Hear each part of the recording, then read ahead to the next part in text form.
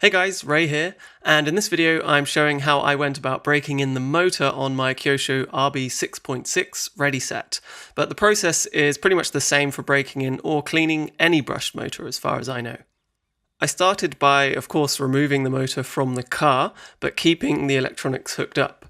I plugged in the battery and powered up the transmitter and car as usual. On the transmitter, I used the throttle trim to get the motor spinning at a steady pace, not too fast as to create too much turbulence when placed in the water, but not too slow either as to make the whole process probably less effective. Then, ideally using distilled water, lower your motor into and suspend it within the water.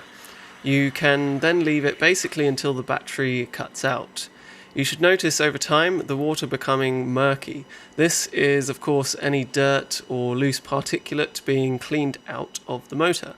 Doing this every so often is probably good general upkeep, as dirt and dust can accumulate within the motor as you use the car. So this is going to cause resistance, which will therefore lower the performance and overall the general life of your motor. So keeping it clean is a good thing. The reason you may do this to a brand new motor is that it speeds up the process of breaking in the brushes. Okay, so what does that mean? Well, as far as I understand, from the factory, the shape of the brushed pieces are essentially square, but the commutator, which they're supposed to come into contact with, is curved or round. So as you run the motor for the first time, the brushes are being shaped or formed to have a better contact with the commutator and therefore perform better.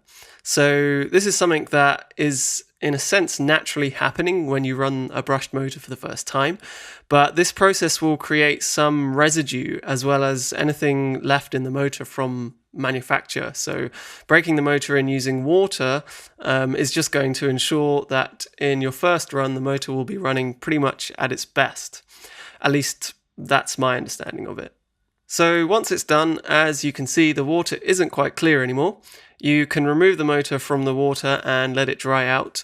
And finally, before you get it back into the car, make sure to oil the bearings at either end of the shaft. If you have any questions or comments, feel free to leave them down below. Give the video a like if you found this helpful, and consider hitting that subscribe button to see what else I get up to with my RB6.6. Otherwise, I think that's it for this video, and I hope to see you in the next one.